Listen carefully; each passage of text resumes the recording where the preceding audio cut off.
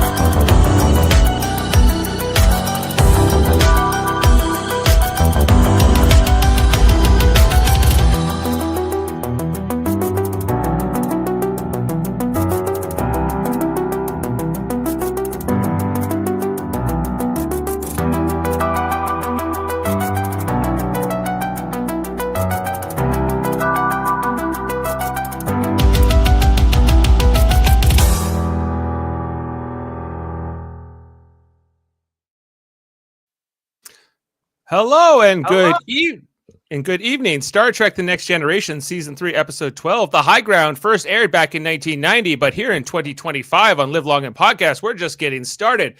Whether you're joining us live on YouTube, Twitch, or Facebook, or catching us the audio version wherever you get your podcasts, our mission to rewatch every episode of TNG continues. One hostage crisis, one moral dilemma, and one test of Federation ideals at a time. Now, here's the guy who watched Beverly Crusher become a pawn in the Civil War, Picard wrestle with the ethics of neutrality, and Data deliver one of the most controversial lines in Trek history. I'm your host, Dave Mader. And we're going to break it all down tonight with tonight's panel. Coming in first, he's watching the shadows behind Rudia's conflict, where misinformation is a weapon and neutrality is a trap. Our intelligence officer himself, it's Justin Velociraptor. Good evening, Captain. How are you this night? Good. Glad to have you back with us, Justin. It's been a minute. It's been a minute. Glad to be back. Glad to have you with us. Joining us again, he's just not reading the treaties. He's mapping the motives behind every maneuver from Ottawa to Rudia 4. He's tracking the long game, the quiet tells, and the moment diplomacy turns into theater. It's Adam Woodward. Hey, guys. Hey, Dave, I didn't notice until tonight how 80s/90s, early 90s, that theme song to our little podcast tonight sounds. Yes, well done. It might be a little bit on the nose, but it's how it goes. I was a child of the late 80s, early 90s, Lots of synth, if you will. Lots of synth. Gotta have the synth. And also coming in here, he's tracking the echoes of diplomacy through the corridors of the Enterprise, from Federation ideals to Rudian betrayals. If Picard's playing the long game, he's already reading the footnotes. It's Jeff Mader. Okay, hey, how's it going? Hey, glad to have you with us, Jeff. Yep. Welcome Let's talk about terrorism. Let's talk about terrorism. It's about you and me. Yes, we are breaking down The High Ground tonight. This is the 60th episode overall of Star Trek: The Next Generation that originally aired January 29th, 1990, written by Melinda Snodgrass, directed by Gabriel Beaumont. This episode, Dr. Crusher is kidnapped by Rudian separatists who hope to force Federation involvement in their struggle. As Picard weighs diplomacy against intervention, Riker leads the search, and Data questions whether terrorism can be justified when oppression leaves no other path. So some really interesting philosophical questions here in this episode. I think very relevant maybe to some current day affairs, and when violence is or isn't acceptable, the morality of the different Rudian characters, this terrorist character, the woman who's like representing the governing power, and all of their takes. I want to go to Justin first. What did you think of this episode? I love this episode, Dave. It's one of my favorites because it's one of the only ones, especially early on, that doesn't wrap itself up in a nice, neat little bow by the end of it. It really still leaves a lot of questions lingering for the audience. Whereas a lot of episodes in Star Trek, everything goes back to status quo by the end of the day, unless it's a two-parter. So yeah, I enjoyed this. I love the deep philosophical cuts on this episode, and I'm looking forward to discussing it with you boys. Yeah, me too. Yeah, 3 Enterprise crew members die in this episode, and some number of Rudians as well, and the threats. Adam, what do you think of this episode? it's a very good episode. Like Justin, I like that it wasn't wrapped up. I think that they did a very good job in portraying both sides and understanding what's like. It's not a one-sided argument here, clearly, and I find myself sympathetic to both. Okay, Jeff. It'd been a minute since I watched this episode. I don't know how long it'd been since you'd watched it, but it was better than I remembered it. What did you think? I couldn't tell you the last time I watched this episode. Probably when I first watched like TNG straight through, which was many years ago. Okay, it's not one you go back to, right, Jeff? Like you know what's funny is these type of episodes are the ones I really love because I really like philosophical deep diving into moral quandaries, and that's what this episode does. Like there's episodes in Deep Space Nine that do this really well. Like there's an episode with Jake and Bashir when they're like helping out with their medics basically, and they again have to go through a bunch of moral questions of like, focus on the war, or do you get yourself involved, or what do you do, like what is required here. And you kind of see that with Beverly in this episode. She starts questioning where she is, what matters, what doesn't. And I think all that stuff's important because that's the thing is about with war or conflict or occupations is people get one-sided. People get they get a focus on something and they can't stop that one track mind. And I think that's what this episode does well, is it gives you a bunch of different perspectives and none of them are really willing to bend. Nobody bends on their perspective, really. Not Picard, not Beverly, not the main rebel guy, not the what are they called? What I don't even remember. The Rudians, I suppose. The Rudians, and what are the other? Well, it's just like they're all Rudians, but I guess one are from one continent and one are from another continent, and so it's not very specific. But basically, what we're told here is that on this planet, which is a neutral planet, it's not a member of the Federation. It's just like a planet that sometimes the Federation trades with. There's kind of a group that's in charge. They're the bigger power, the bigger continent. Let's say in Santa. Yeah, and they controlled the other side, the other country, the minority country, and they denied them their independence 70 years earlier from the events of this episode. And basically there's a kind of a terrorist cell, or like I think this is often brought up in Star Trek, is one person's terrorist is another person's freedom fighter. When's the distinction? When does the morality go away? I think that there's obviously a lot of parallels to Israel-Palestine in this episode. Right now. Yeah. I mean, back then it was very much. I'll add this in fun facts, but it was banned in the UK at the time. This episode because of Ireland. Yeah, because it talks about Irish reunification, which even when it aired, that line was edited out for years. Yes. Yeah. When we had Sean Farrick on the episode, like on the podcast, we asked him about it. He was like, "Yeah, you couldn't get it anywhere. You had to find it in some back room if you wanted to see Data make this one passing reference to Irish." Go see a Ferengi trader somewhere in a dark alley, which was supposedly was going to happen in 2024, but it didn't in our timeline. We missed that. Yeah. When did that happen? Yeah. I guess we missed that one. And I think like tying into what they'll do later in Star Trek, like with the Bajoran terrorist / resistance movement, the Maquis as well, being sort of like this idea of like, well, can you be a noble sort of warrior that operates in the shadows, as Picard describes you, somebody who is got your ideals, but what are you trading in on your ideals to achieve your ends? I think is a question. When is violence okay and not okay? and all these things come up. This episode on the heels of last week's, which I didn't attend with you guys, but which is an amazing episode, by the way. When you consider, yes, how well in North America we treat our returning soldiers from battle. I'm sure you guys got into that last week, Right. but like these are heavy topics. Well, that's a good thing, isn't it? Yes, it is. Star It Trek is to be- but again, this really shows the relevance of Star Trek. Even 1990, when before a lot of stuff was happening in the world that we're dealing with today.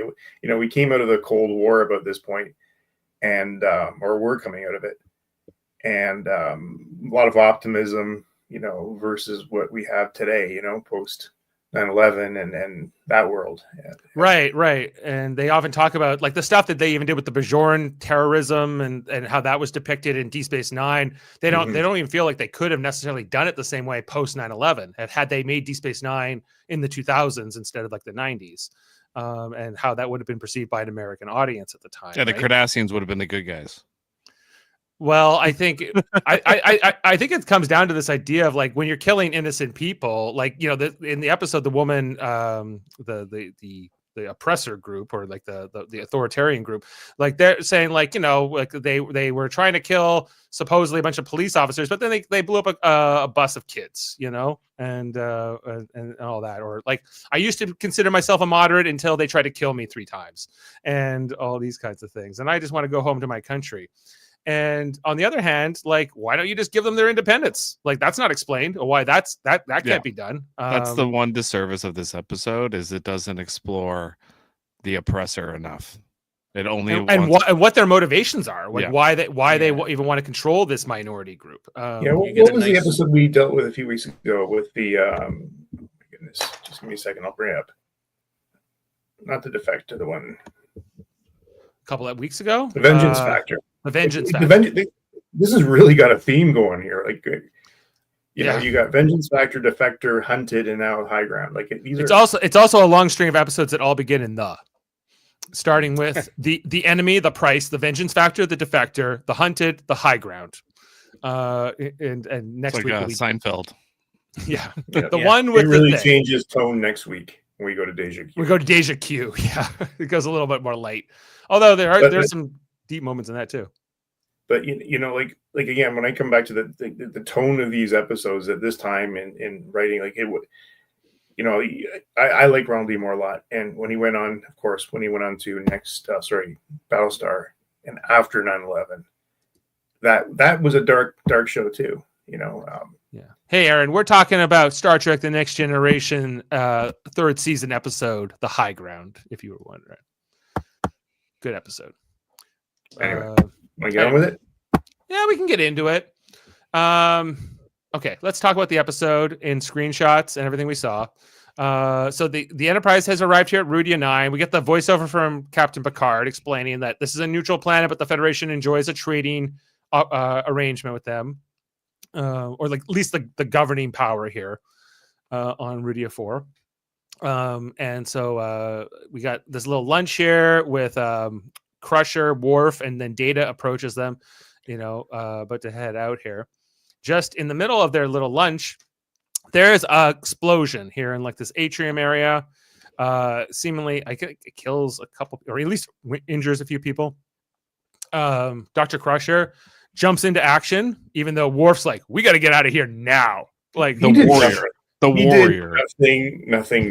Like he just stood there. Yeah. So Dr. Crusher, well, eventually he's like, no, don't do that, Dr. Crusher. And Dr. Crusher runs out here. We see a member of this, of the terrorist group is present here at the cafe, probably the one who planted the bomb. He'll come into play later on in the episode. He observes Dr. Crusher coming out here and treating the first wounded here by the explosion. Worf's like, we can't stay here. We need to go. And Dr. Crusher orders him to help her. He's like, we can't stay here. And he's like, okay, well, I got to follow orders. Even like the Rudian security guy here, he's like, you really shouldn't stay. Like, this is really stupid. You really should get out of here right now. Then Data comes along and tells Crusher pretty much the same thing.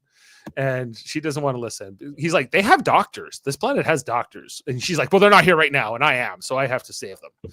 So she's Which she's is not the going. correct move. Mhm. You know, like Well, I don't understand why they keep talking her out of helping people. because there's a security threat. There's always a security threat, though. Like, you know, when someone's hurt or someone's just got blown up, you know, like it's a doctor's gonna not just be like, oh, well, You know, Well, like, in case you get taken hostage. well, that's what ends up happening. Is that what they're worried about? Or are they worried about another explosion going off? Both, maybe.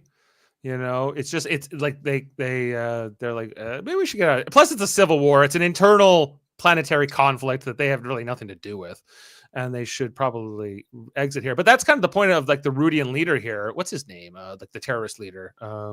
Carol Flynn. Kirill, yeah. And he's like, you already pulled up a share to this the second you started dealing with them. Like you're friends with this government, then you're my enemy, basically. And I don't want much to do with you. So as she calls over for like alcohol and bandages, this member of the terrorist group, he's like, oh, hello, doctor. Like he's like kind of sizing her up like she's a snack almost. Somebody they can recruit, and Data reports up to Captain Picard and Riker, explain the situation, and they're like, well, we should get her out of there. But Dr. Crusher's like, won't leave. And he's like, well, I'll order her. She's like, you can't make me, Captain. I'm staying. The transporter room's like, yeah, I can beam them up right now. And the best part here is when Picard looks at Riker and he is like, oh no, I'm not. I don't want to be the guy. I don't want to be in the transporter room to greet her. I don't want to be in the transporter room to greet her.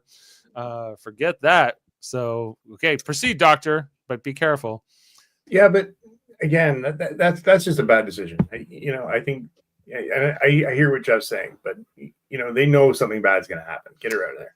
Well, and Captain Picard will later say as much in dialogue. He's like, I should have just beamed you up when I could have, and the whole situation would be avoided. Then the police basically show up. This character played by Carrie Keene, she's Alexandra Devo. She's the leader of like the group that's controlling the planet, the oppressors, if you will. Just as Dr. Crusher is treating one of these people that have been hurt in the explosion, a member of the terrorist group shows up through the dimensional portal because they have dimension jumping technology. And before they can shoot him, he like warps away with her basically and pulls her through the portal. This is kind of cool because this is the first time we've seen like something so fast in transporter technology. Yeah. It's just like boom, boom. You pop in and out like faster than you would beam in and out, right?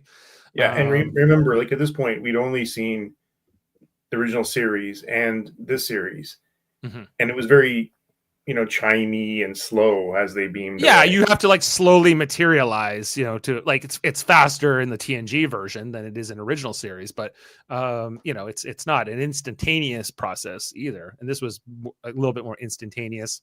I couldn't quite figure out if this alien species that basically is identical to humans is just like known for their gray streak in their hair, but only some of them have them. Like, is that what makes this the Rudians? Well, even the kids have it. Yeah. So it's just another alien species. Like last week with the Hunted and that planet and all that, they were all identical to humans too. So I'm like, there's a lot of planets with humans on there. Anyway, he shoots this guy, steals Dr. Crusher, and pulls her through the portal. And just like that, she is gone. And what now? They just look mystified. They're gone. They're gone. So before we go on, Dave, I have to know. I love these uniforms. Oh, they're okay. I do I like the color. I think. Yeah, it's got some quilting on the shoulders, and I don't know, like they're like the helmets are pretty like stormtrooper-ish, but like they're not bad. I've seen. I also thought it was interesting that with every power woman character in this age of Star Trek, every woman they slicked the hair back or made it very short. Yes. I guess to make them more masculine, maybe. I don't know. I mean. Like Tasha was the first ponytails, yeah. Anyway, so that where's Dr. Crusher? We don't know. That's our teaser for the episode. It's an interesting setup, although you don't quite know where this is going. As Dr. Crusher's been abducted, and our title card after the credits, the high ground, as they're having a conference. Data and Worf have returned to the Enterprise, talking to Picard and Riker, explaining like why would they want to steal a Federation citizen. We get a lot of exposition here from Data about what the conflict is and then how it started and whatever, like, you know, the backstory. So but they can't detect Crusher's comm badge is the other kind of key takeaway from this discussion, is that, you know, either she's dead or she's somewhere, or the comm badge has been deactivated, or it's somewhere they can't find it. Anyway, so then we meet Flynn, the leader of, or Finn, the leader of the terrorist group. He tries to offer Crusher food, and she's non-cooperative with him in these first few scenes they have together. She just stares. She just sort of like recited her serial number. That always works. You know, when you say like Crusher service number 6 to whatever it is, you know. He's like, but he's trying to win her over. Now we'll find out that the terrorists, they want Crusher's help because they're using these dimensional transporters and it's killing them basically. It's not a stable technology. So anyway, but Crusher is she's not too happy about being abducted, and who can blame her, quite frankly. But you know, Finn being this sort of, I don't know, he's sort of charismatic. Like, did you guys like him as a character, as a person? Like, did he seem likable? He's charismatic, but he's completely morally bankrupt. Like, I mean, well, yeah, he's got a lot of questionable choices. Now we'll find out that he had a son that died in police detention at like 13. That could have definitely hardened him. He's been fighting for his independence, his country's independence in his mind his whole life, and that matters a lot to him. It's definitely shaped who he is as a person. You can tell from their dialogue how it, because he's an artist, right? Like, you see him throughout this episode drawing some really nice sketches of things, particularly right. Dr. Crusher. So like, he's got that sensitive side to him, but then he's also willing to blow up the entire Enterprise to see his goals forwarded. He's a very ends justify the means character. Yeah, he definitely is. Question here from Ambulatory Bird: is just me, or are you all in portrait mode? Well, you can watch us on the vertical mode, or you can watch us in the horizontal. So you might want to go to the other feed there, Ambulatory Bird, if you're looking for the other version of the feed. But for those on it looks like you're on a phone, so 916 version.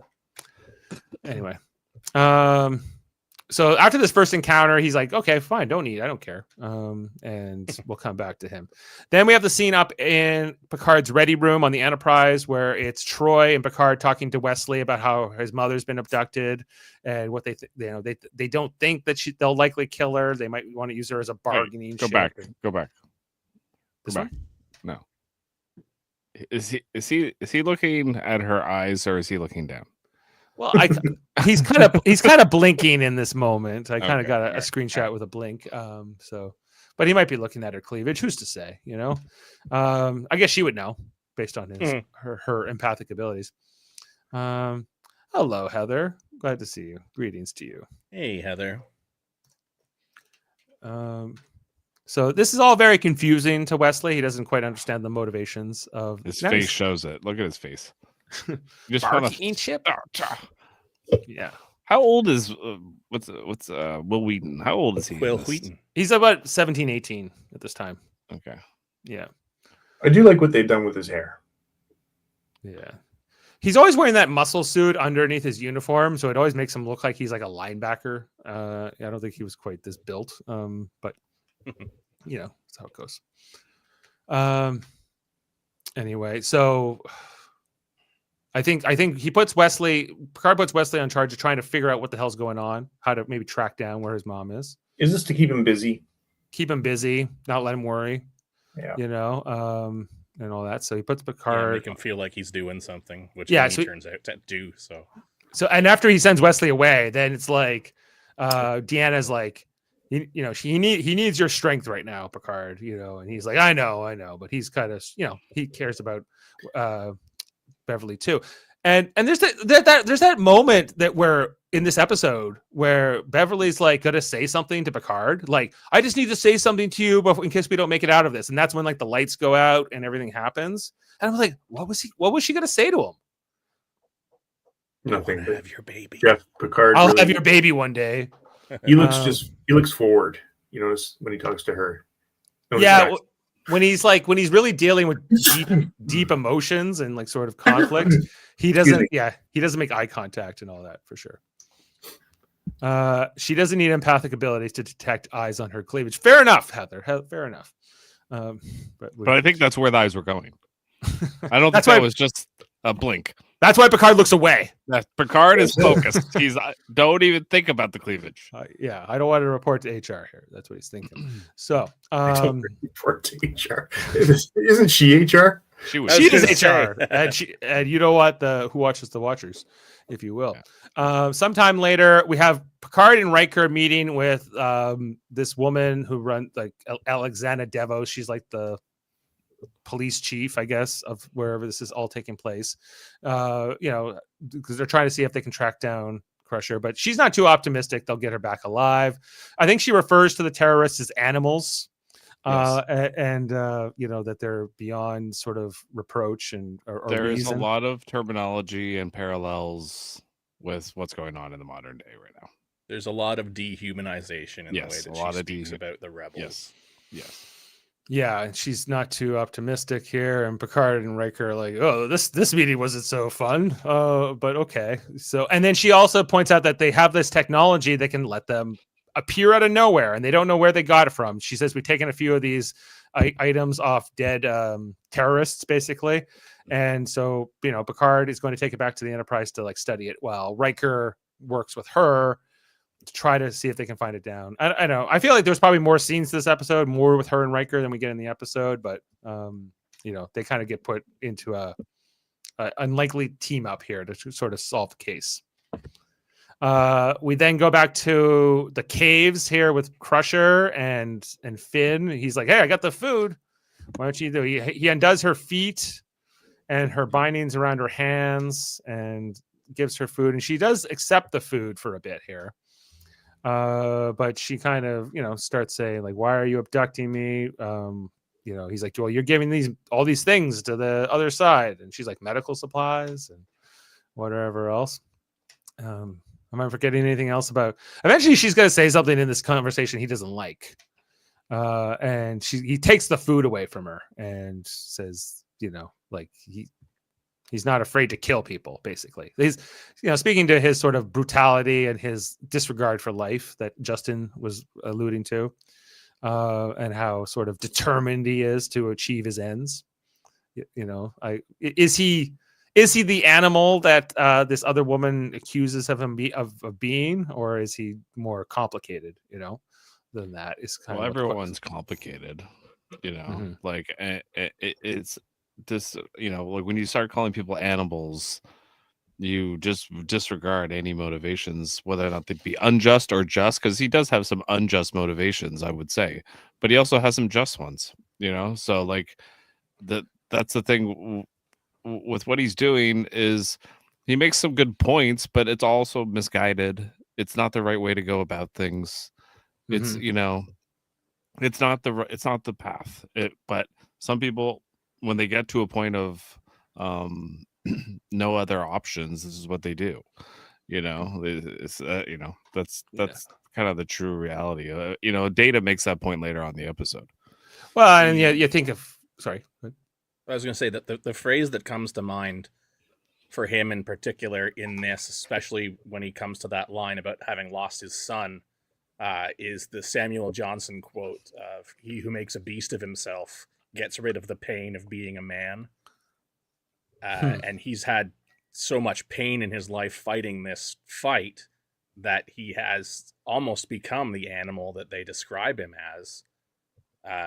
But at the same time, you have to turn that mirror on That's right. the person who said that as well and see, how how debased they've become because of what they've had to live through. And she has a great speech about that and how she just wants to go home later on. Oh yeah. I was going to say that she has the same speech, just differently said. You know, when she's describing to Riker later on.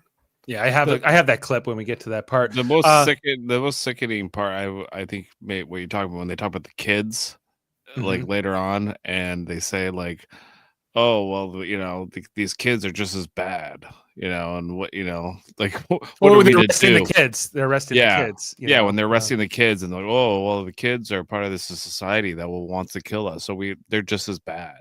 Or they're just as much of a threat, you know, at least. They're just as much of a threat. Yeah. And it's like, well, why don't you take a look at yourself?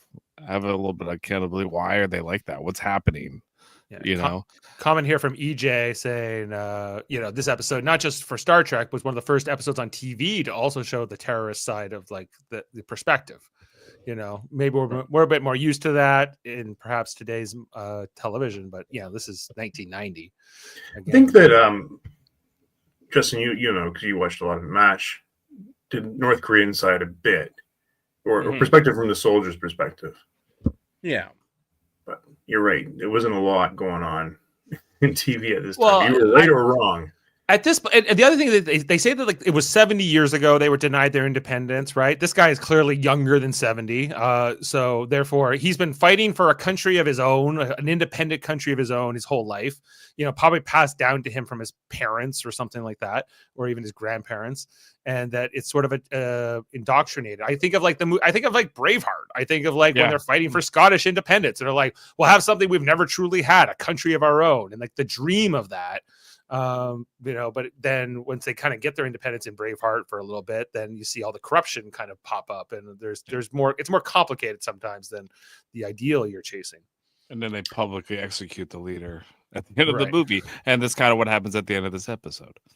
Kind of, yes. And this is 5 years before Braveheart, but I'm just going to excuse myself for 1 minute. I'll be right back. Please continue. Sure thing. So then later on we have it's here in the base. We got Finn to show, you know, because he's saying we have sick people. Crusher is willing to treat them. You know, these are all the people that have been using the dimensional jumping technologies, and it's killing them. And you know, Dr. Crusher starts her analysis here, but it's not looking good. But people are in pain. We also meet this kid. He's supposed to represent the next generation of this fight potentially. He's the one who holds back at the end and doesn't kill the woman. You know, and he hands her medical supplies that they of course have stolen from the other side here, and that there shouldn't be children involved in this thing, but that's kind of some of the comments she's throwing out here, getting at how entrenched this conflict really is for both sides. Then we have the conversation later on here with Riker and Alexana. This is, where she's talking about all of the animosity she has. Riker says an interesting thing here. First I'll play her clip where she explains her side of it. 70 years ago, we denied them independence. That gave them a noble cause. Now it's just an excuse for more violence. That was an interesting way of framing it, right? What a contradiction. What a bunch of bullshit. 70 years ago, we denied them the right for self-determination, and now they're still mad about it. Yeah, they're going to be still mad about it. What do you think? Get over it. Yeah, get over it. You're conquered. Get over it. This is what drives me nuts about the occupier or the oppressor mindset. It's just no. Have a little bit of self reflection and put yourself. I got empathy for the other's position, right? Yeah. This is the case of the British toward the Irish. There's lots of examples of it throughout history, but it's just they North never American, get it. Indigenous. Yeah. When are you going to that happened years ago? We just forget it. Oh, that's ancient history, And Riker has an interesting thing here where he's like, you hate them as much as they hate you. Yeah, you hate them as much as they hate you, and the cycle of hatred. And she's taken aback, so she's like, "Well, no, I don't." I'm a moderate. I'm a moderate. Yeah. I was actually quite tolerant of all until I was dealing with it. And then she's like, the assassination attempts on my life, and the school kids that got killed, and all this stuff, right? All the collateral damage in the fight. Right, but the root cause is what her sentence was just about. What's the root cause? We denied them. We denied them, and she's also kind of positioned that maybe it was once a righteous cause, but not anymore. Right. It's not a righteous cause. It's lost that, in her mind. It was 7 years ago. Because it was 70 years ago. Yeah. Is this when she talks about the school bus full of children? Is that yes? This. So I mean, contrast with that, them arresting the teenagers, and throwing them in detention, or his son having died in detention at 13, right. Well, she explains later on that when those kids were killed, it was actually another kid from the terrorist side that had planted the original bomb. Yeah, and mistake or not. Mistake or not, right? So, but they still sent a kid to do that. Yeah. Yeah. And they still send kids through those dimensional doors, which are killing them, which are very much, in my mind, an analog to a suicide bomber. Yeah. Yeah. Just a slower version death of that. for the suicide bomber, which, I mean, in the 90s wasn't as prevalent as it became in the years afterwards. But right. Still. And then because I remember when I was in high school, and you would hear more about these suicide bombings in Israel, Palestine all the time, and it was the feeling that I was getting, not my own personal feeling, but that was unacceptable, and that was making in the case of Palestine them a much less sympathetic group because of those tactics they were using, right? And that was sort of the feeling there.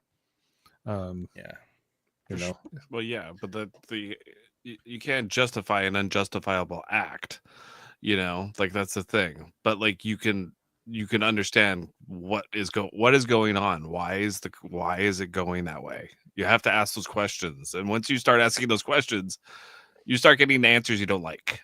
That's what happens.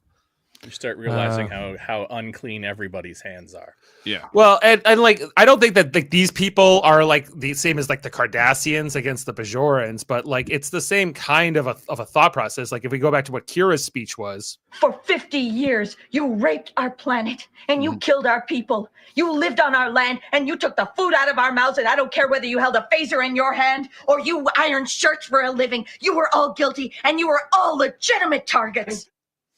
And you could have your own point of view on that. According to this lady, she would be a terrorist. Right. Well, and I don't think that Kira necessarily denied she was a terrorist, Right. But that was what she felt like she had to do for her cause. Right. And she killed children, Cardassian children, and whoever in those in things, not always intentionally, but she was not worried about it. She also killed her own people in that process. Yeah. Yes. And so it's how much is that idealism worth? And how much is it worth? But what was the root cause? It was Cardassia occupying that planet. I think trampling on people's autonomy rights, one group trying to control another group, ultimately is unsustainable. I think is what it means. Yes, and that's kind of the thing you got to take from this. But then it's we can't reward bad behavior. We can't give independence to people who blow things up or kill people or murder people. What sense does that make? But I don't know. Anyway, there's no real world analogs to that. No. Why that ever happens today. Yeah. So back here with Crusher and Finn, where she explains that they're all dying. Everyone, all these serious people are dying. She can't save them. He's he loves this new technology that they've used to teleport and jump into these situations, but it is killing them, but it's also helping their cause dramatically. And he's you can't. She eventually figures out he's also infected with this affliction. He hasn't used it quite as much as the rest of them have, but it's killing him as well. But he's that's the way it goes, and she can't understand any of that. She doesn't have any sort of sympathy for that position. She's disturbed. She's very disturbed. and rightfully so. Yeah. It's a pretty extreme thing, right? You got to really want to go for it here. Then back on the Enterprise, we have Wesley Crusher and Data and Geordi in engineering trying to figure out like the teleporting device.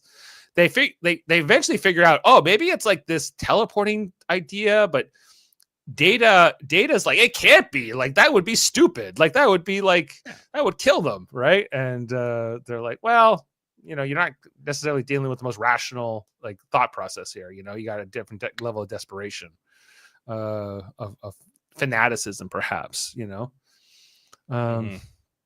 EJ saying, at this point in TNG, especially on the rewatch, is this the first episode to truly get a little darker, talking about really serious issues? It's not the first. Like even last week in The Hunted, I think there were some darker issues. Although it's definitely, say it's the first. I think it's the darkest so far, though. Perhaps the darkest so far. I feel like there's definitely a turn in season 3 here, where they're definitely going for these more complicated morality, questions and things like that. Like less clear on who is right and wrong, and which I think makes for better TV. And Deep Space Nine really leans into that, yes, quite a bit. Yeah.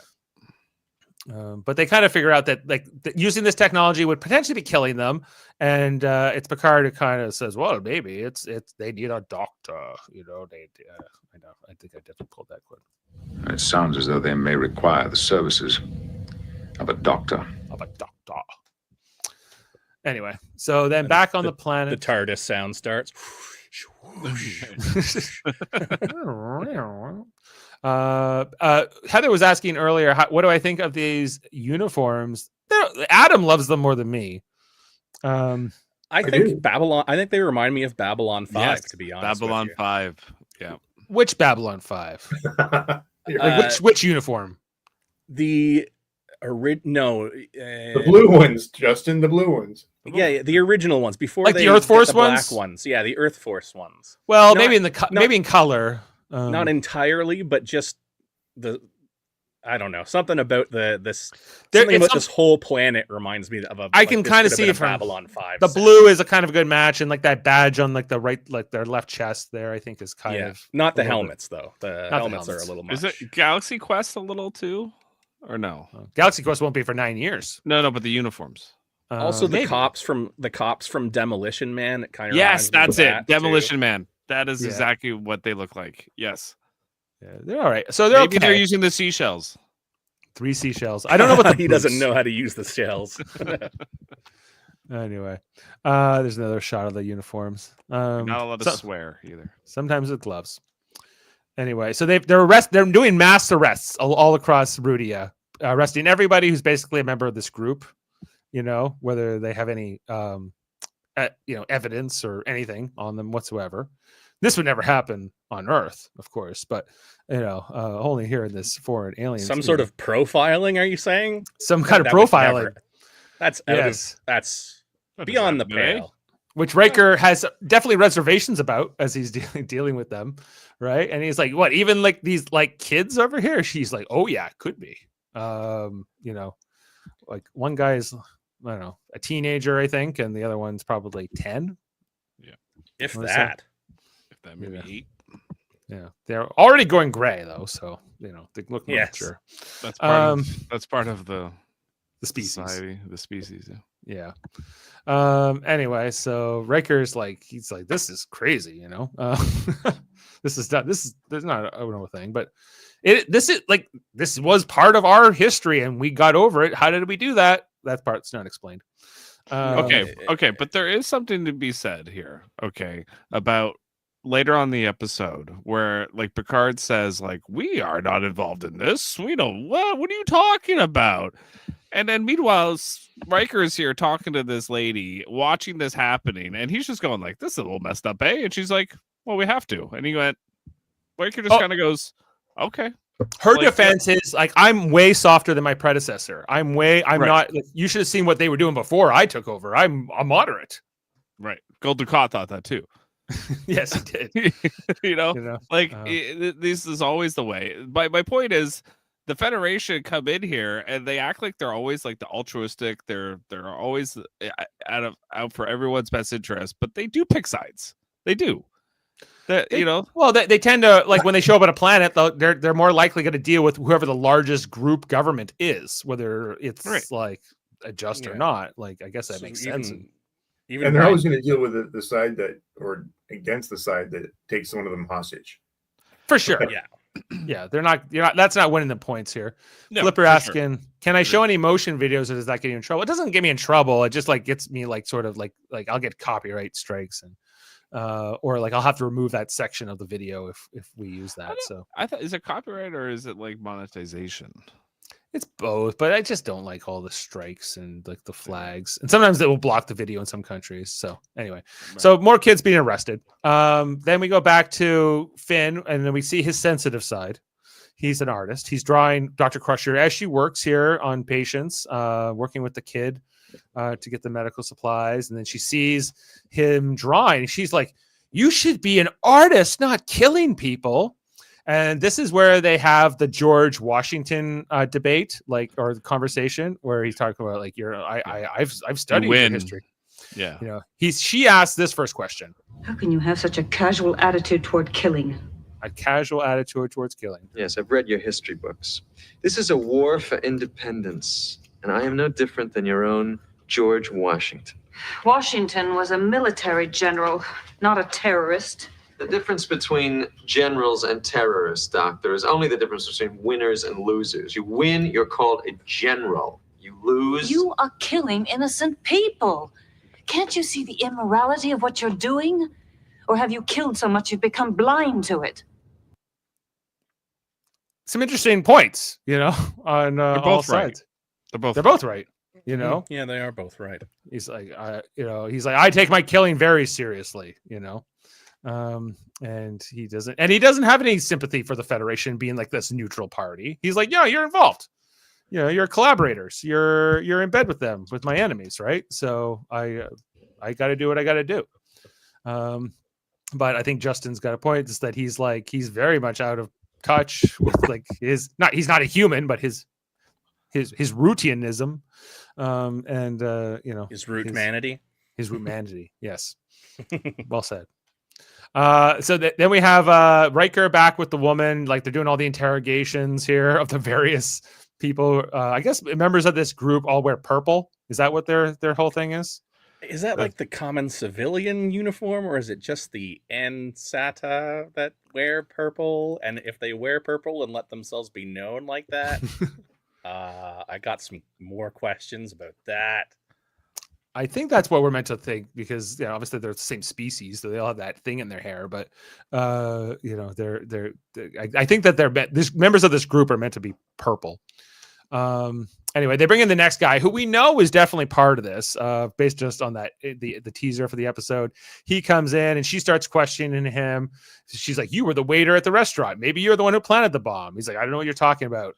But Riker with his special bullshit detector abilities, he knows this guy is full of it. He knows that this guy is probably the one, and so he's like, "I have a message for your people. I need my woman back. I need my doctor back. You gotta tell them I'm ready to negotiate and whatever else here. Take this message back." And she's like, "Riker, how could you?" But he's like, "I gotta try something. Whatever your strategy is, it's not gonna work." And you know, I like that one. Yeah. What do you mean? That face? She's not in charge? Yeah. She says, "What I want to do is go home to her country." What I want is to go home. Back to my own country. To leave behind the roundups, the interrogations, the bodies lying in the street. To be able to walk without the bodyguards. And not to have to jump at every unexpected noise. That's what I want, Riker.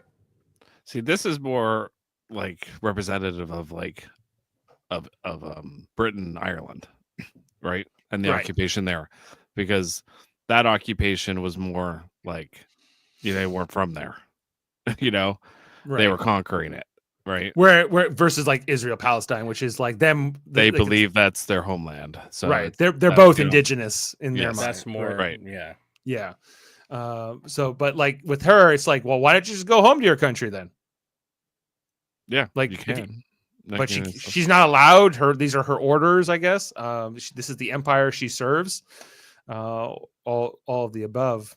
Yeah, you're right. It's more of a thing about empire rather than like a belief of like that's your home, right? Mhm. Yeah. Yeah. So anyway, she goes back. That guy goes back to deliver the message from Riker. Later on here, we have Picard and Data seeing if they can track the dimensional thing. And this is where Data asks the whole question about when is it okay? You know, like I've reviewed the history of this. I've been reviewing the history of armed rebellion, and it appears that terrorism is an effective way to promote political change. Yes, it can be.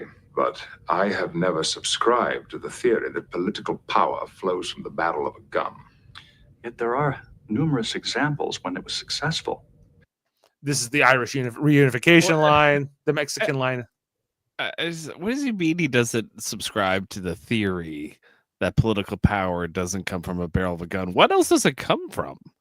Like, you know, for the most part throughout history. I mean, really, like it always, like I guess a sword, you know, like political power is always with a threat of violence. Every government that ever takes anything. If you whether you're, you know, I guess if you commit a crime, for instance, you know, like that the government has the ability to imprison you or execute you or whatever. I think Picard is saying that he believes more in the philosophy of soft power, like how the former United States of America used to act, right? With a lot of soft power around the world, a lot of outreach, a lot of aid programs, and things like stuff that the Federation does. Right. But I also think that he's got how many hundreds of years since Earth has become a utopian society at this point, that it might be hard for him to even fathom like what would be going through Finn's mind. And you think about like the American mindset, their whole country is born out of this idea of rebellion and throwing off oppression and like and pushing back here on life, liberty, and the pursuit of happiness. No taxation without representation, you know, don't tread on me, etc., etc. America also had a civil war, which is also what we're watching here in this society, right? Like one side he wants independence, one side he doesn't want to give it to them. You know, like whether their causes are different, obviously, but like it's kind of the same thing where it's not allowed. So we must fight, you know, we must fight. Yeah, like that's the whole thing here. And Picard's answer is like, well, these are complicated, but. And would it be accurate to say that terrorism is acceptable when all options for peaceful settlement have been foreclosed? Data, these are questions that mankind has been struggling with throughout history. Your confusion is only human. He didn't answer his question. He's like, I don't know. Basically, shrug is the answer. There are no easy answers to that question. And that's kind of like that. This is what I love about this episode is stuff like that, where Picard is like, you know what, Data, we've been struggling with that question for all of humanity. It's, you know, it's only a human thing to question something like that. Like it's a perfectly natural thing. And he just leaves it at that. Like he doesn't moralize anymore on his stances. And he just sort of says, you know, maybe. Yeah. Flipper's like, you figure it out, you silly android that wants to be human. I don't know. Like, stop asking so many questions. Moral things. And then Flipper also asks, how did this guy read our history books and go back to George Washington? Well, you know, I guess he figured out what pressure in that cave. He draws and he reads. Yes, when he's not getting ready to kill people. Well, he does ask Beverly, like, he asks if she's from North America. Yes. Yeah. You know, so he's clearly familiar with Earth history. He gets the report here that Riker wants to negotiate with him, right? And his reaction is like, I think I need to kill them. I think I need to blow up your ship and everything else, you know? She talks about having a son, and he's like, oh, is your son on the ship? She's like, yeah. He's like, ooh, that's too bad. Because I have to destroy it. Sucks to be you, I guess, because I'm taking the fight to the Federation. You know, you're involved in this, and he wants to pull the Federation in because it would force them to try to make the other side put pressure on them to negotiate, to sue for peace, basically. Which is effective. effective, but obviously bad, Yeah. and not very moral, So here, but this is what he's planning to do, and she's like, she pleads with him, but it's to no avail. I just noticed she has no pips on. It's like where do pips go? They ripped those off, but not her comm badge. Yeah, Yeah. like no pips for you. Anyway, so Hey, Sam. Hey, oh, Sam. Hey, Sam's with us. Hey, Sam.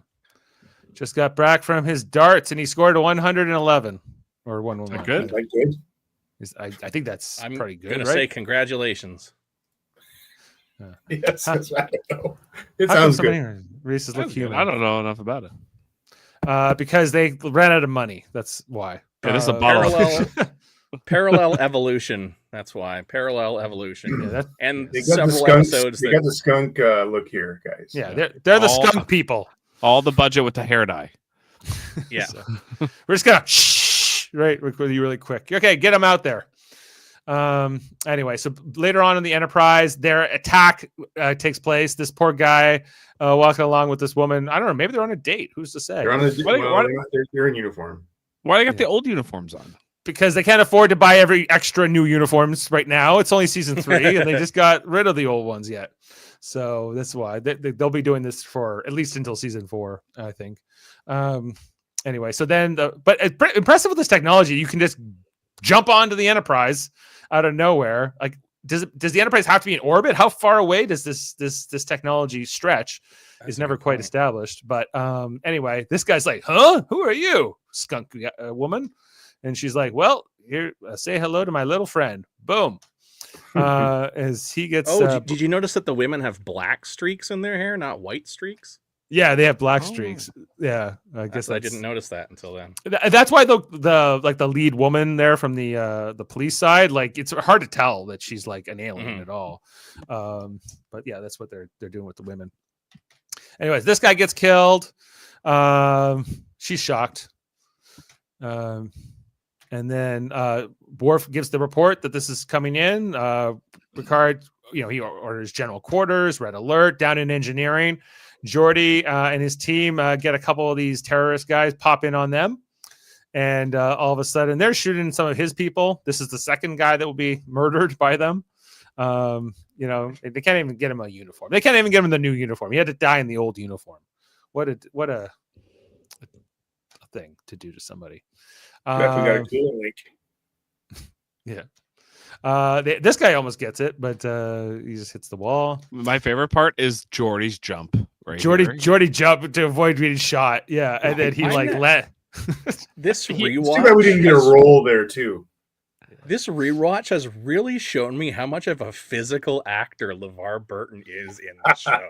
He gets the shit beaten out of him so many times. You see that episode where he's in the turbo lift and it's going nuts? And I was thinking about that. He's getting thrown around. Oh yeah, you can see the sweat down his back by the end of it. He's like, "What do you need me to do? Okay, I'll jump." He can barely see through this visor too. Right, like he can kind of see through it, but like not. There's really. got to be some outtakes where he just smacks his head when he's jumping, or because he can't see the wall. I'm sure. No, not with that visor on. We got EJ saying this is going to sound so bad, but besides Sub Rosa, Beverly episodes are so much better than Troy episodes. And Heather saying we are not tolerating any Sub Rosa slander here on this channel, not even from Jody. So we are pro Phantasmal Rendezvous on this channel.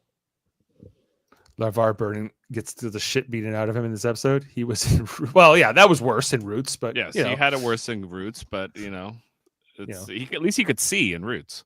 Yeah, arguably a small step up.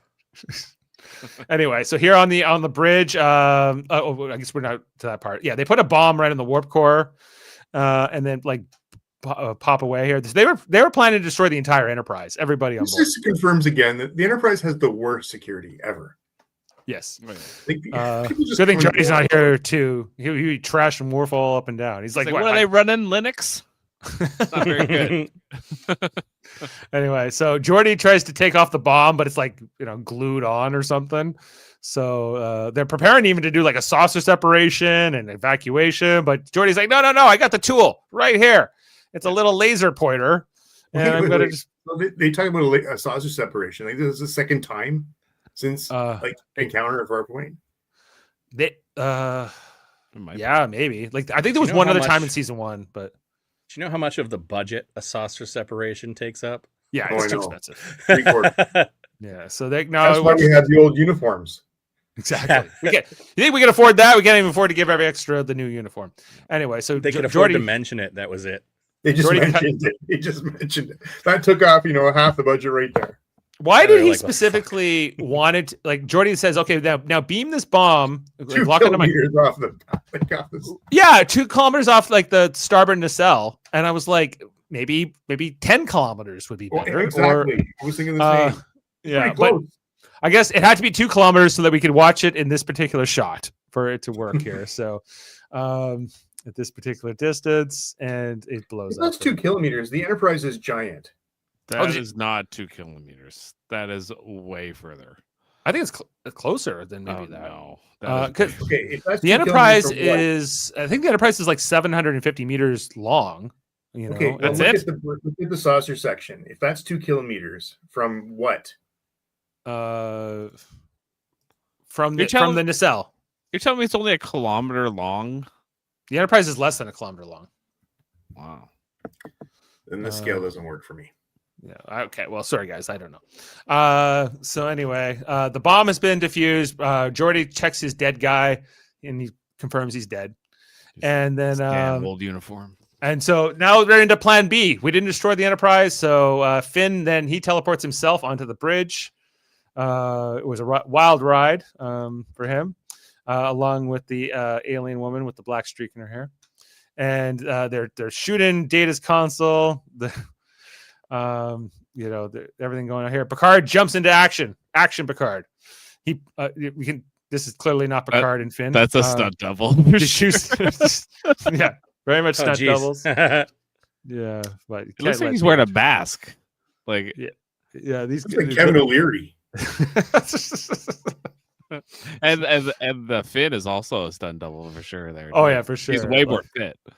Yeah, it's a quick here, but I love that I got the thing. Yeah, bigger Picard. Exactly. Seems like all the alien women are redheads. Maybe like they're all kind of one haired here. Then falling down here. The woman takes her shot. She nearly kills Worf, but I think his Baldric saved him from this blast, perhaps. So props to the Baldric. His Worf goes down here, but they don't know if he's living or dead. His Picard is on top of Finn. They call for medical emergency. What's the red shirt doing back there? Hiding. Nothing. She's like, I'm not even supposed to be here today, quite frankly. Stupid lower decker. I'm not doing anything here. I just got shot. And so Picard gets warped away here by the dimensional portal as well as Finn hits the return button. And Data's like, where'd you go? Riker's going to be so mad at me. At least they didn't do that whole thing where he's like pawing at the ground. Yeah, come on. Anyway, so Picard now they've lost Picard on top of Beverly Crusher. Register's like died in the original series. Silly. Yeah, that's right. They know what's up now.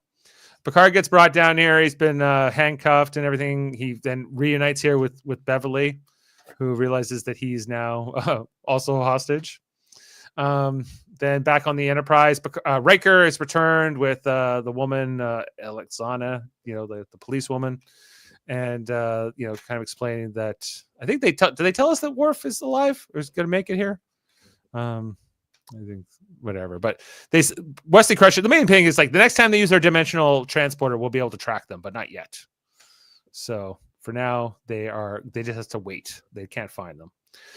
There's this conversation here with Picard and Beverly where, she's saying like the situation is a little bit more complicated. He says like, I don't need to remind you of the psychological effects of being a hostage and how that can make you more sympathetic to, your captive's motives. But but he drew some pretty pictures. Well, let's get to those later. But the first goal here is to escape. Finn shows up, and this is where he's talking to Picard about, Picard's like, I'm not going to help you whatsoever. He's like, yeah, you are. And, he wants the Federation to have a seat at the table. He's like, you pulled up the chair, Captain. I'm just making you sit down in it, basically, is his way of saying it. But Picard doesn't subscribe to this guy's thought process.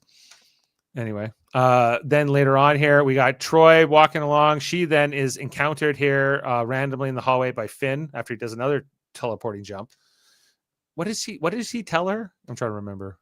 He gives her a bunch of terms for the Federation to basically, like, if they want the captain back, like, you gotta give us what we want. It's a bunch of treaty stuff and that kind of. I forget the specifics, but it was like multiple terms. It was like 4 or 5 terms. Yeah. So yeah, you have to do all these things and blah blah blah. So or he dies basically. And I guess Deanna reports here. The security guards show up a little late. Yes, good comment here. We need the most capable man in Starfleet to solve this mystery right away. Not Data, Wesley Crusher. Yeah. He's the man who's got to figure this out. There's so many episodes where they do this, where it's like, Wesley's got to solve this problem. It's like, what? He's 19 years old, 18 years old, whatever he is. It's like, he should be lucky to be there. He's a prodigy. Yeah, he's a prodigy. Yeah, but he kind of figures out where they're hiding from the last jump here, and that they have sort of a location that they can kind of zoom in on here. So we see Worf is now recovered from sickbay, and he's like, I really let down the captain before. I want to go with you, Riker, and bust some heads. Worf's the worst in this episode. I cannot stand Worf. Like he's such a he's such a pouty baby.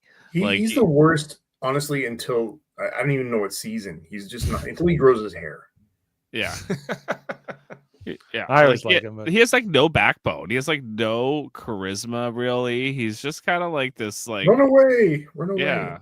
Oh, exactly what you said. I feel bad that I didn't protect the captain. Can I help? Yeah, he always has the wrong idea, which is part of what Jodie always says. He's like he's meant there to have like the dumb idea that they say, no, let's do the good thing. Let's actually do the right thing. And he's like, oh, right. I know this. Anyway, Wesley also wants to go, but I think he just ends up wishing them luck here. Worf's role, Riker's sidekick. Well, maybe, yeah. Wesley, the second coming of the great bird of the galaxy. Yeah, that's also true. So they're going ready for the thing. We got Crusher doing the medical treatments. Finn, and he's like, I guess I'm gonna have to kill your captain now. That's because. Why not? Yeah. Why not? Yeah. I'm in pretty deep, I guess, on this whole enterprise, if you will. There's a few times where I'm like, that's so like, I don't get it. Like where like he has all the leverage now. He has a captain of the Star Trek, like of Starfleet. Like he has leverage. He has super leverage, and he's like, yeah, I'm just gonna kill this person. That doesn't make any sense. Yeah. Like I don't get it. Like I don't understand why they wrote it that way. Because it doesn't track for me. Yeah, well, the comment here was like, it's honestly insane to provoke like the Federation government in that way. And like we saw with all those Israeli hostages, like they weren't all immediately killed. They were held on to for a long time. But some of them were killed. Anyway, so she's like, I'm more than this, and then she like sees his like pictures, his drawings, and they're all drawings of her. Maybe he's in love. He loves her eyes. Yeah. Her eyes in particular. He should be drawing more pictures. Meanwhile, the Enterprise away team, along with that woman and a couple of her security guards, beam in here. They subdue a couple of the purple people with their little hypo sprays. I hope they were hypo sprays. I don't think they killed these guys, right? Make them faint here. The thing is, their plan here is to like knock out their power generator so that they have no lights, because this is a cave underground with no way out. So knocking out the lights would be, in the confusion, the best bet. Crusher comes back here to talk to Picard, and Picard's like, you need to stop sympathizing so much with them. Like they're going to try to kill you and whatever else. But she says, have you managed to like work him over, basically, is Picard's question to Crusher. She's like, I'd say so. Look at this. He likes drawing my hands and my eyes, I think, in particular. She's turned on 100%. Stockholm syndrome. Yeah. When Picard says to her, he's like, you know what can happen when you're under captive, and she goes, yeah, I know that. I know I'm turned on, whatever. So she like brushes it off and she's like, here's the point. I got to tell you something. Then the lights go off. But this is the part where she's like, there's something I have to tell you in case we don't get out of this. What was it? Like, I've always loved you. I think she was going to tell him that she sympathized with they're not their cause, but like their point of view. Picard, they are terrible, Beth. They're legit. They're going to make a little Jack Crusher here. We appreciate the subscription there, Flipper. That's good for you. Anyway, just then the power goes out. Riker's team, like, they're in full swing here as the fighting is underway. We got Worf busting up heads. We got different punches and everything else here, and the Riker's throwing some haymakers. And so Finn decides, okay, I guess like my whole operation's been busted here. So he decides he's just going to run right to Picard and kill Picard. And that's like what he's going to do here. And point the gun right at it. Now, was he going to pull the trigger? Probably. Like the way they wrote him in this part of the episode made no sense to me, but yeah, probably. He had nothing. Your point earlier, Jeff, he had nothing at this point to lose. Like, I think maybe he wanted to be taken more seriously, and he thought that killing Picard would make them take him more seriously. But maybe I have a feeling that it would have taken him more seriously by bringing in the Federation security forces and completely fucking up his day. I don't think it would have gone the way he wanted it to. Well, he thought, like, if you think of like October 7th, right? Like, part of like they partly did want that response, like this crackdown, because it did show like look how terrible that the oppressive government is, right? Like when they want revenge. And so like that is sometimes the motivation of terrorism, is to provoke a strong backlash. And so maybe that's what he's hoping for here. When the Federation shows up and they start, maybe that will galvanize my people even more. Maybe or the universe, I guess, or the galaxy. At one point, like Finn says, I always dreamed of like joining Starfleet and going around the galaxy, but I never had time for it because I'm so busy, fighting for my country's independence or whatever.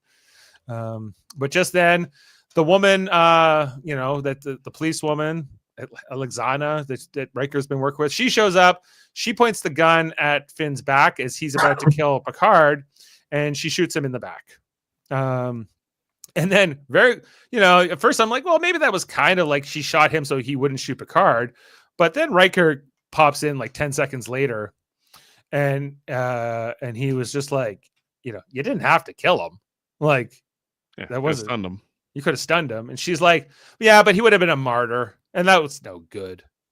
Or no, she made him a martyr. She made him a martyr. No, she said that he would have been a prisoner, and then it would have galvanized his people to try to break him out. It would have caused more violence. This way, he's a martyr, and maybe it'll stop for a while, but then it'll start up again because it's cyclical. It never ends. Yeah. That's basically her argument doesn't really make sense, but like no. Earlier in the episode, I think Finn says, "One dead martyr is worth 10 posturing leaders." Yeah, so it almost foreshadows the fact that that's how he's going to end up. Right. Yeah.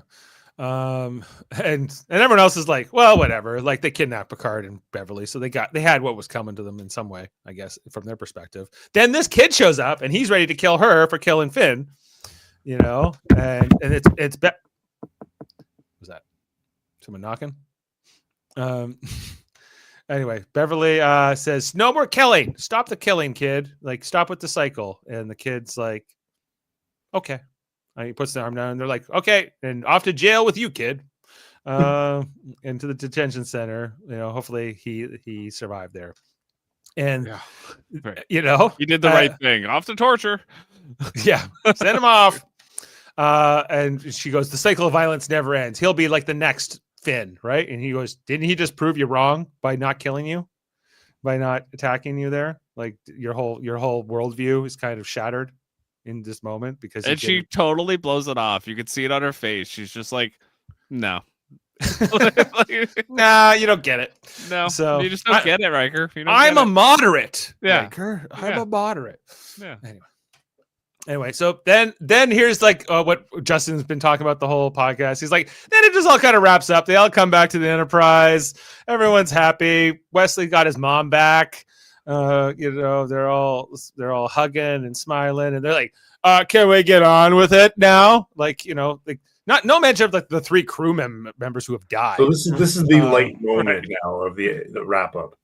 I like those people don't matter, Dave. These people on the bridge do.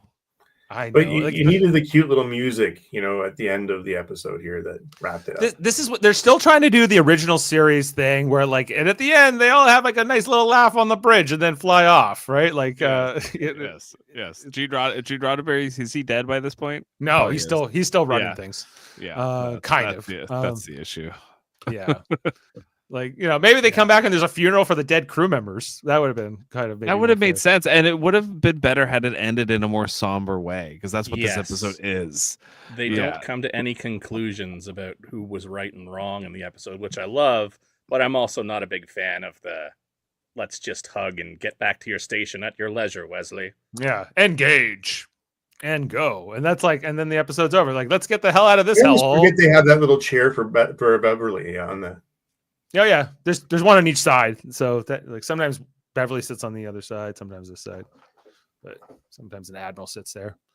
Worf doesn't get a chair. The thing is, Wesley got his mother back, or yeah, the crew got to be with her son. But like, it's like, what about all the people that just died? Yeah, you saw how concerned they were that maybe Worf was dead, right? When he, but they're like, well, and those other people are dead. And in time to see the end credits. Yeah, here we go. Thanks, Norman. Glad to have you with us. So that is the episode screenshots. I would love to hear the fun facts from you, Adam. And I have some.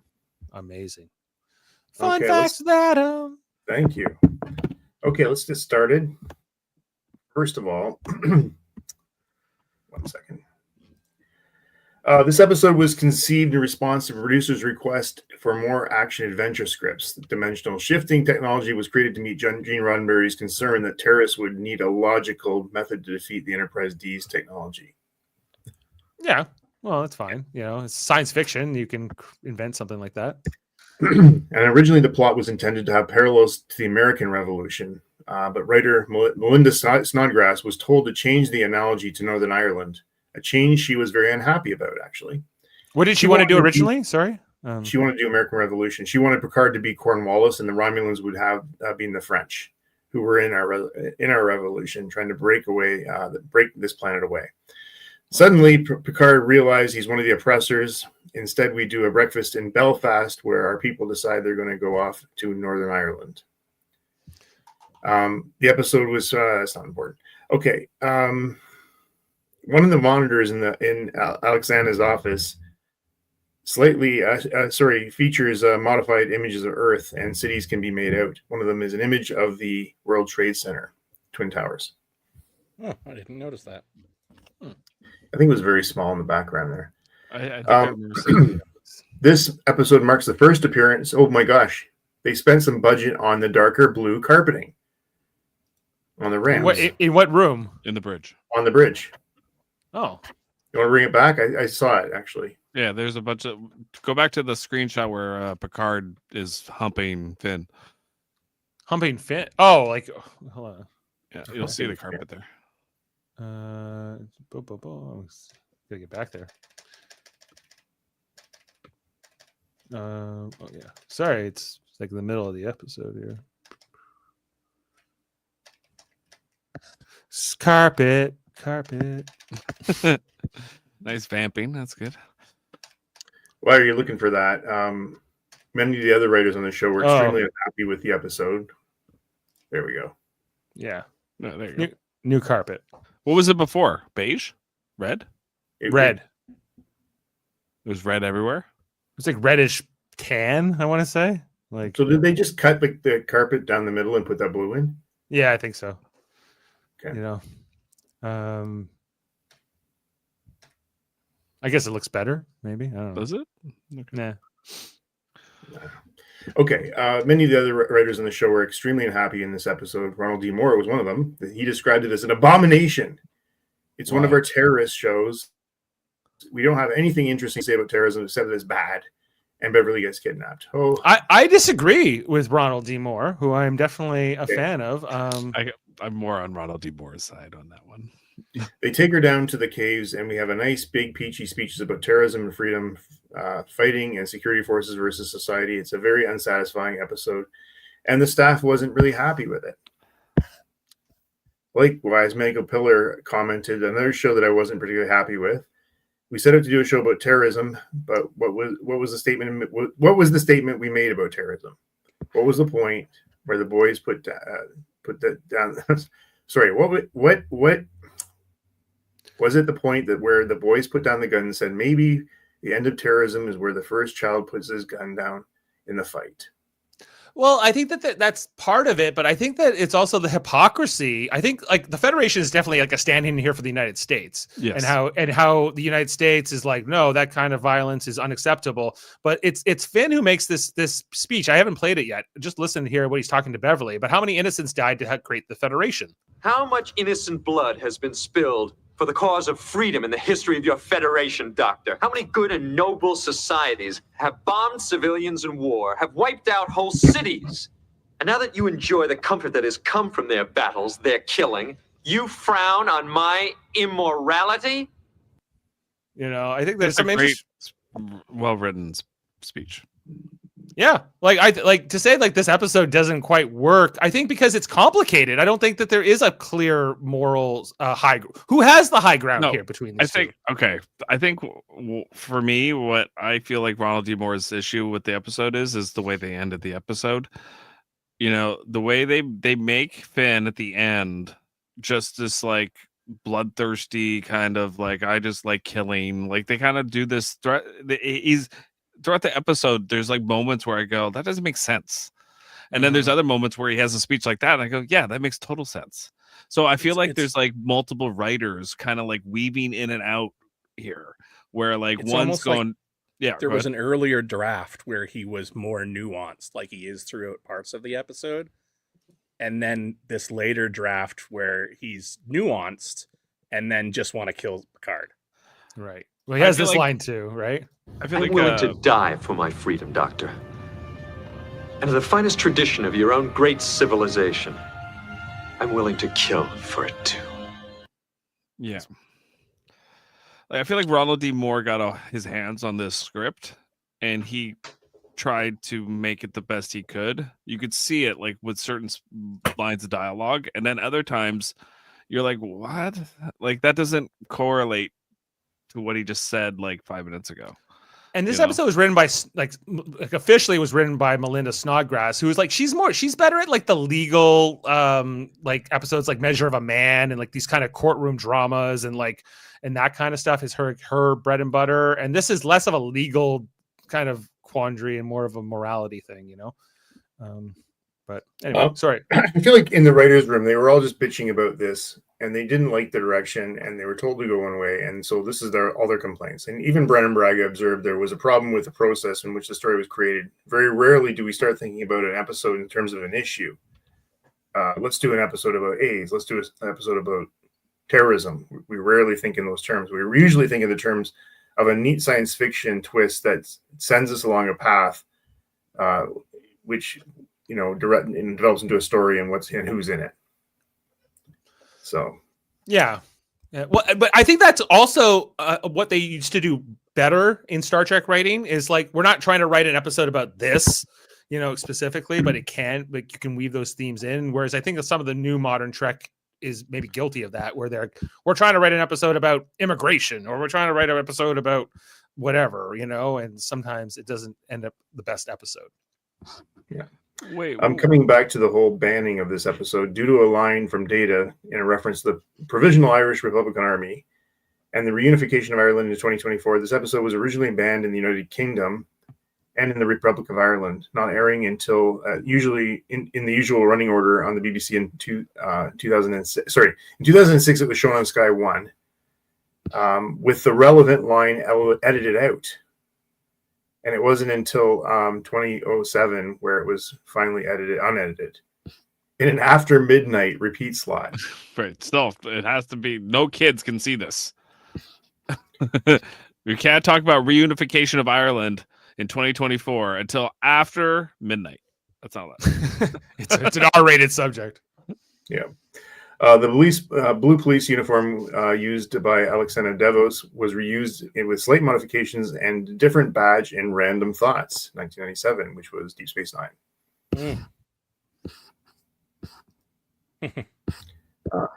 Just coming to go here. This was the first episode of Star Trek franchise to be written by a woman and directed by a woman. There's only one other episode that did that. It was written by a woman and directed by a woman. Only 2 episodes in the history of Star Trek? Yeah, only one other one. Wow. The only other one was Exile, written by Phyllis Strong and directed by Roxanne Dawson. Not a good episode. It's a TNG episode, Exile? No, it's a Voyager episode. Mm-hmm. No, it's a Voyager episode, isn't it? Oh, maybe. I don't know. Isn't it the one where B'Elanna is like on the barge, and I feel like I could be wrong. I feel like it's a Star Trek Enterprise episode, Exile. Yeah, it was Ensign Hoshisato is contacted telepathically by an alien named Tarquin. Oh, you remember that one? It was like the Beauty and the Beast one, Adam, that we watched in Enterprise. Yes. I like that one. That's the only other episode in the history of Star Trek where you have a woman writer and a woman director. Only. That's insane in all the episodes of Star Trek. Yeah, there's other episodes where a man and a Where's woman Heather when we wrote it. She would have something to say about that. Heather would have something to say, and it would be better than what I have to say about it. But like, it's just incredible. That's like there are hundreds of episodes of Star Trek. Like hundreds. It's a little disappointing. There must be thousands. Honestly.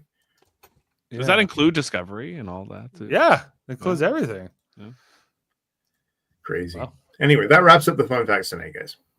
Well, thank you, Adam. That was very fun and factual. Always appreciate those beats coming in. Okay, we are going to get into our ratings here.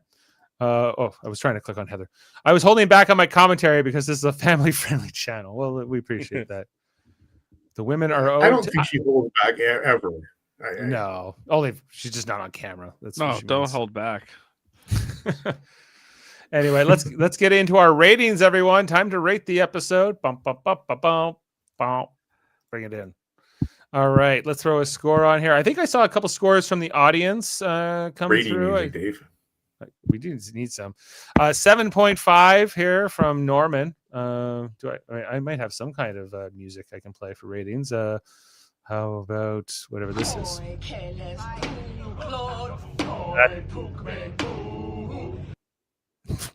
The Federation anthem. Not that. So this works. The Federation theme anthem. That's distracting me. Okay, so we are going to go. I think this episode is better than I remembered it. It says a lot more today than it did at the time, which I think is only giving it more strength. Plus, it's got this whole like vibe of like it's directed by a woman and written by a woman, which I never knew. So I'm going 9, just for that. Adam, I'm going to go 8. 8.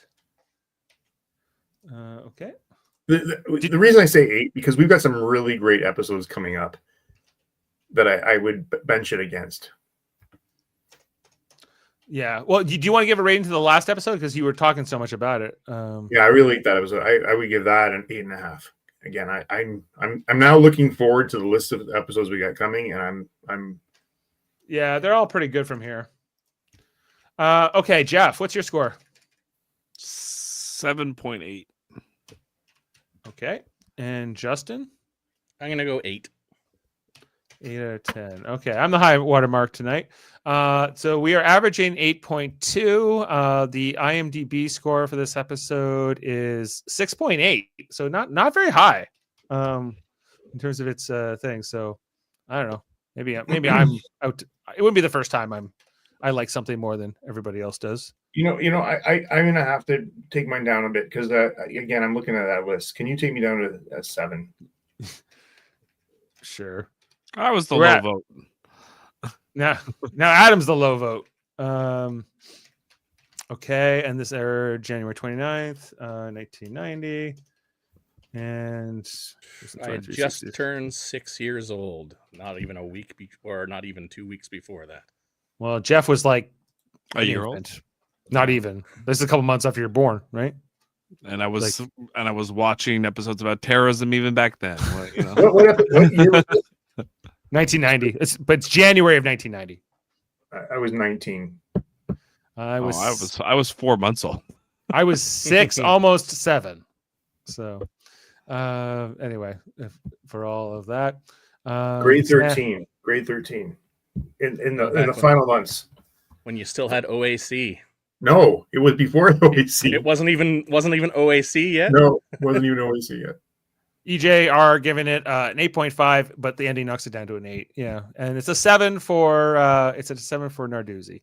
So, all right. Well, I'll have to. I don't have your column open there right now, Heather, but I will fill that in later.